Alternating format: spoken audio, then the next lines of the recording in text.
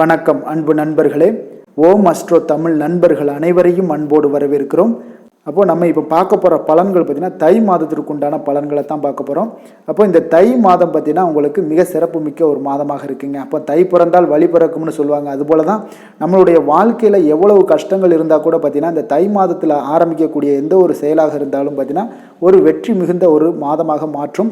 வருகின்ற காலங்களும் உங்களுக்கு நல்ல காலமாக மாற்றி தருமுங்க. அப்போ தொழில் தொடங்கணும் அப்படின்னு நினச்சினாலும் நீங்கள் இந்த தை மாதத்தில் ஆரம்பிங்க, மிக சிறப்பாக இருக்குங்க. அப்போ இந்த மாதம் பார்த்திங்கன்னா ஒரு மிக சிறப்பு மிக்க ஒரு மாதமாகவும் இருக்குங்க. பண்டிகைகள் நிறைந்த ஒரு மாதமாக இருக்குது. பொங்கல் இருக்குது, அதே போல் உழவர் தினங்கள், திருவள்ளுவர் தினம், இது மாதிரி வரிசையாக நமக்கு தைப்பூசம், இந்த மாதிரியான சில பண்டிகை நிறைந்த ஒரு மாதமாக இருக்குங்க. அப்போ இந்த மாதத்தில் நீங்கள் எந்த ஒரு காரியங்கள் செய்தாலும் வெற்றியாகுங்க. நல்ல ஒரு மாதமாக இருக்குது. உங்களுடைய வாழ்க்கை முன்னேற்றம் ஏற்படணும் அப்படின்னு நினச்சிங்கன்னா இந்த மாதத்தில் நீங்கள் ஆரம்பிங்க. எதாக இருந்தாலும் தொழில் செய்யக்கூடிய ஒரு முயற்சிகள் இருந்தாலும் நீங்கள் ஆரம்பிக்கலாமுங்க. நம்மளுடைய சேனலை நீங்கள் சப்ஸ்கிரைப் பண்ணலை அப்படின்னா சப்ஸ்கிரைப் பண்ணி வச்சுக்கோங்க. அருகில் உள்ள பெல் பட்டனை ப்ரெஸ் பண்ணி நோட்டிஃபிகேஷன் உங்களுக்கு தொடர்ந்து நாங்கள் போடுற ஒவ்வொரு வீடியோவும் தொடர்ந்து கிடைக்கிற மாதிரி செய்து கொள்ளுங்க.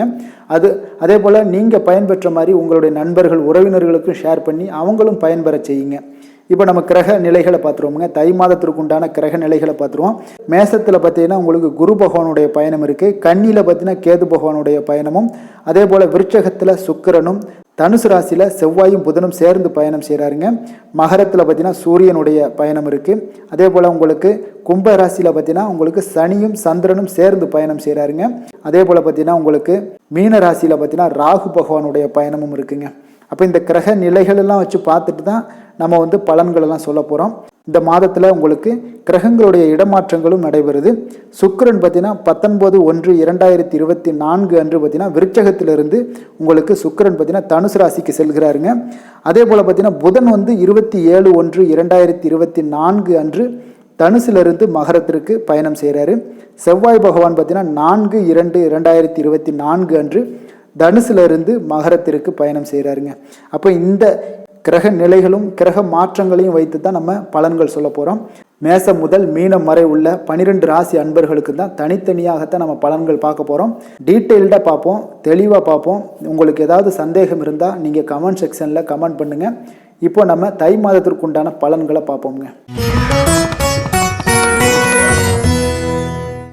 அடுத்தவர்களுடைய விஷயங்களில் எப்பொழுதுமே தலையீடு செய்யாத உயர்ந்த பண்பு கொண்டவர்கள் இந்த கும்ப ராசி கும்ப லக்கண அன்பர்களுங்க.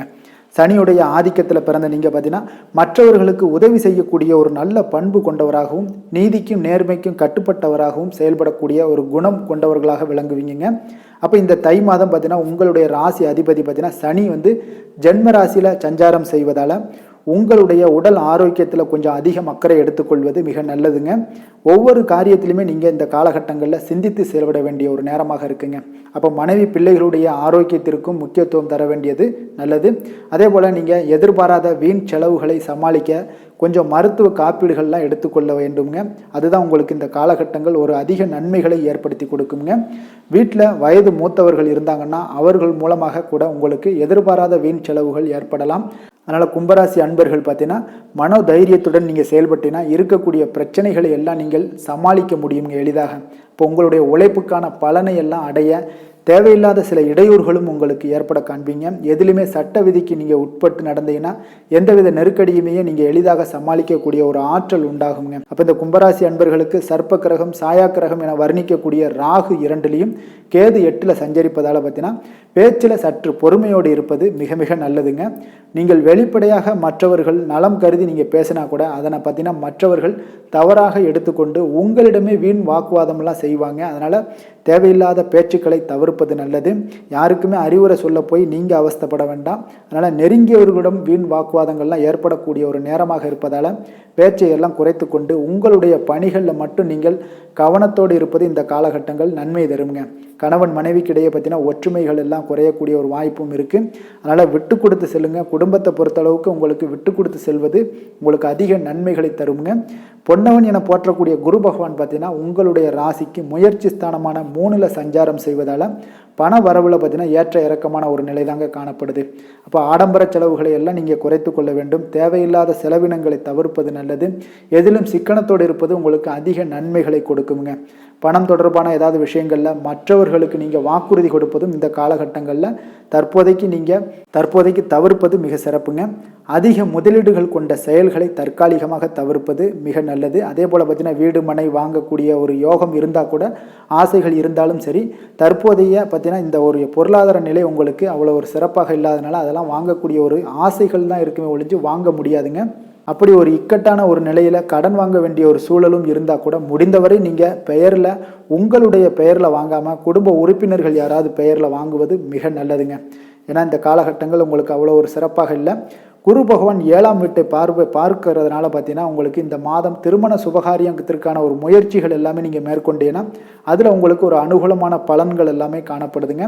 அதற்கு அடையக்கூடிய ஒரு வாய்ப்பும் உண்டாகுது. தொழில் வியாபார ரீதியாக எதிர்நீச்சல் போட்டாவது நீங்கள் அடைய வேண்டிய இலக்கை எல்லாம் அடையக்கூடிய ஒரு வாய்ப்பும் உண்டாகுதுங்க. அப்போ 7வது பார்வை உங்களுக்கு போட்ட முதலையெல்லாம் எடுக்க முடியும். அதே போல் வேலையாட்கள் உங்களுடைய செயல்பாடுகளில் உன்னிப்பாக கவனிப்பதால் தேவையற்ற வீண் பிரச்சனைகளை எல்லாம் தவிர்க்க முடியுங்க. அதனால் இந்த காலகட்டங்களில் கொஞ்சம் முயற்சிகள் பண்ணுங்க. உங்களுக்கு தொடர் முயற்சி வெற்றிகள் கொடுக்குங்க. சந்தையோட சூழ்நிலை உங்களுக்கு சாதகமாக இல்லை. அதனால் அதிக லாபத்தையும் நீங்கள் எதிர்பார்க்க முடியாதுங்க. சிறு வாய்ப்பை கூட நீங்கள் தவற விடாமல் செய்வது நல்லது.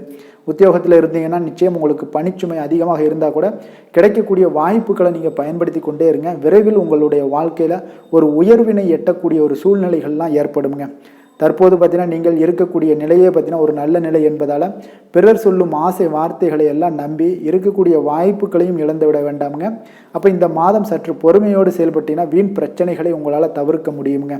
உங்களுடைய ராசிக்கு 11ல் செவ்வாயும் 10, 11ல் சுக்கிரனும் புதன் சஞ்சரிப்பதால் பார்த்தீங்கன்னா பண வரவுகள் எல்லாம் பார்த்தீங்கன்னா உங்களுக்கு தாராளமாக இருக்குங்க. அப்போ எல்லா வகையிலுமே ஒரு அனுகூலமான பலன்களும் உங்களுக்கு ஏற்படுதுங்க. பண வரவுகள் உங்களுக்கு சிறப்பாக இருப்பதால் கொடுக்கல் வாங்கல் விஷயங்களில் கொஞ்சம் வாக்குறுதிகளை காப்பாற்ற ஒரு நல்ல பெயர் எடுக்கக்கூடிய அளவுக்கு உங்களுக்கு இந்த காலகட்டங்களில் வாய்ப்பையும் ஏற்படுத்தி கொடுக்குறாங்க. அதே போல் பலருக்கு உதவி செய்யக்கூடிய ஒரு வாய்ப்பும் இந்த காலகட்டங்கள் உங்களுக்கு ஏற்படுங்க. சிலருக்கு சொந்த வீடு வாகனம் போன்றவற்றையெல்லாம் வாங்கக்கூடிய ஒரு அமைப்பும் இந்த காலகட்டங்களில் உங்களுக்கு அமைய போகுது. இந்த கும்பராசி அன்பர்களுக்கு தொழில் வியாபாரம் நல்ல முறையில் நடைபெறும். உத்தியோகத்தில் திறமைகளை எல்லாம் வெளிப்படுத்தி ஒரு வாய்ப்பு உங்களுக்கு உண்டாகுதுங்க. உத்தியோகத்தில் பார்த்தீங்கன்னா உங்களுடைய திறமைகளை வெளிப்படுத்த ஒரு நல்ல வாய்ப்புகள் எல்லாம் கிடைக்கும். அதெல்லாம் பயன்படுத்தி கொள்ளுங்க. அதே போல் ஜென்ம ராசியில் சனியும் 12ல் சூரியன் 12ல் செவ்வாயும் சேர்ந்து சஞ்சரிப்பதால் நீங்கள் எதிலுமே நிதானத்தோடு செயல்பட வேண்டிய ஒரு நேரமாகவும் இருக்குங்க. ஆரோக்கியத்தில் கொஞ்சம் அடிக்கடி பாதிப்புகள் எல்லாம் ஏற்படும். குடும்பத்தில் நிம்மதிகள் சற்று குறைந்து தோன்றக்கூடிய அளவுக்கு உங்களுக்கு இந்த காலகட்டங்கள் இருக்குது. பொருளாதார நிலை ஏற்ற இறக்கமாகத்தாங்க காணப்படுது. தொழில் வியாபாரம் செய்வங்களுக்கு போட்டிகள் அதிகரிக்கக்கூடுங்க. இப்போ கூட்டாளிகளை கொஞ்சம் அனுசரித்து நடந்து கொள்வது, முன்கோபத்தை எல்லாம் குறைப்பது, பேச்சில் நிதானத்தை கடைபிடிப்பது, இதெல்லாம் உங்களுக்கு அதிக நன்மைகளை ஏற்படுத்தி தருமுங்க. உத்தியோகத்தில் இருந்தீங்கன்னா வேலைப்பளு இருந்தால் கூட அதற்கான ஆதாயங்களையும் பெறக்கூடிய ஒரு வாய்ப்பு உண்டாகுதுங்க. வண்டி வாகனங்களில் உங்களுக்கு பார்த்தீங்கன்னா எதிர்பாராத வீண் செலவுகளும் ஏற்படலாமுங்க. அவிட்டம் 3, 4ஆம் பாதம் நட்சத்திரத்தை உள்ளடக்கிய நட்சத்திரக்காரர்களுக்கு பார்த்தீங்கன்னா இந்த மாதம் சாதுரியமான ஒரு பேச்சின் மூலம் பார்த்தீங்கன்னா ஒரு சிக்கலான பிரச்சனைகளை கூட நீங்கள் தீர்த்து விடுவீங்க. பயணங்கள் செல்ல நேரலாம். மாணவர்களுடைய கல்வியில் நல்ல ஒரு முன்னேற்றங்கள் அடையக்கூடிய ஒரு வாய்ப்பும் உண்டாகுது. கல்வி தொடர்பான பயணங்களும் செல்ல நேரலாமுங்க. சதயம் நட்சத்திரத்தில் பிறந்தவங்களுக்கு இந்த மாதம் ஒரு காரியத்தை செய்யறதுக்கு முன்பு அது சரியா தவறா என பல முறைக்கு மனதுக்குள்ளே நீங்கள் கேள்வி எழுப்பி அதன் பின்பு தொடங்குங்க, முடிவெடுங்க. அது உங்களுக்கு நன்மைகளை தரும். எல்லா வகையிலுமே நல்ல பலன்கள் உங்களுக்கு உண்டாகலாமுங்க. மற்றவர்களுக்கு உதவி செய்வதில் ஆர்வம் அதிகரிக்கும். இது உங்களுக்கு உபத்திரமாகவும் முடிய காண்பீங்க. எதிலுமே சற்று கூடுதல் கவனமாக இருப்பது இந்த காலகட்டங்கள் நன்மை தருங்க. பூரட்டாதி 1, 2, 3ஆம் பாதங்களை உள்ளடக்கிய நட்சத்திரக்காரர்களுக்கு பார்த்தீங்கன்னா இந்த மாதம் வீண் பிரச்சனைகளில் ஈடுபடாமல் தவிர்ப்பது நல்லது. தொழில் வியாபாரம் தொடர்பான ஒரு மனக்கவலைகள் எல்லாமே உங்களுக்கு தோன்றி மறைய காண்பீங்க. ஆனாலும் பார்த்தீங்கன்னா லாபங்கள் கிடைக்க பெறுவீங்க. இந்த மாதம் புதிய ஆர்டர்கள்லாம் வாங்குவது தொடர்பான அலைச்சல்கள் உங்களுக்கு அதிகரிக்கக்கூடிய ஒரு மாதமாகவும் இருக்குது. இந்த மாதத்தில் நீங்கள் வழிபட வேண்டிய தெய்வம் அப்படின்னு பார்த்தீங்கன்னா சனி பகவானுக்கு எல் தீபம் ஏற்றுவது உங்களுக்கு அதிக நன்மைகளை கொடுக்கக்கூடிய ஒரு மாதமாக இருக்குங்க. அதிர்ஷ்டமான எண் 5, 6, 8. அதிர்ஷ்டமான கிழமை வெள்ளி சனி. அதிர்ஷ்டமான திசை மேற்கு. அதிர்ஷ்டமான நிறம் வெள்ளை நீலம். அதிர்ஷ்டமான தெய்வம் ஐயப்பன். இந்த மாதம் உங்களுக்கு சந்திராஷ்டமம் இருக்குங்க. 30/1/2024 அதிகாலை 1:45 மணி முதல் 1/2/2024 பகல் 2:33 மணி வரை சந்திராஷ்டமம் இருக்குங்க. அப்போ இந்த சந்திராஷ்டம நாட்களில் நீங்கள் எந்த ஒரு புதிய முயற்சிகள்லையுமே ஈடுபட வேண்டாம். நீண்ட பயணங்கள் மேற்கொள்வது, அதே போல் புதிய பொருட்கள் வாங்குவது, இதெல்லாம் முற்றிலும் தவிர்க்க வேண்டிய ஒரு நாளுங்க. இந்த நாட்களில் நீங்கள் இதெல்லாம் செய்யும்போது பார்த்தீங்கன்னா சந்திராஷ்டம தினங்களில் உங்களுக்கு மன உளைச்சல், மனக்குழப்பம் இதெல்லாம் ஏற்படுவதற்குண்டான வாய்ப்புகள் அதிகம் உள்ளதுங்க. அடுத்தவர்கள் மீது பார்த்தீங்கன்னா நீங்கள் ஆத்திரம், எரிச்சல், கோபம் இந்த மாதிரியான ஒரு சூழ்நிலைகள் எல்லாம் ஏற்படும். வேலையில் மந்தத்தன்மை ஏற்படும். நீங்கள் செய்கின்ற செயலில் பார்த்தீங்கன்னா பொறுமையின்மை அதிகரிக்கக்கூடிய ஒரு நாளாக இருக்குங்க. அப்போ எச்சரிக்கையாக இருங்க. சந்திராஷ்டம தினங்களில் எந்த ஒரு முக்கிய செயலையுமே நீங்கள் செய்ய வேண்டாம். அசைவ உணவுகளை முற்றிலுமே தவிர்த்து ஆன்மீக காரியங்களில் ஈடுபடுவது உங்களுக்கு அதிக நன்மையை ஏற்படுத்துங்க. இந்த மாதம் அனைத்து அன்பர்களுக்கும் நல்ல மாதமாகவும் இனிய மாதமாகவும் அமைய எங்களுடைய வாழ்த்துக்களையும் வணக்கங்களையும் தெரிவித்துக் கொள்கிறோம். நன்றி, வணக்கம்.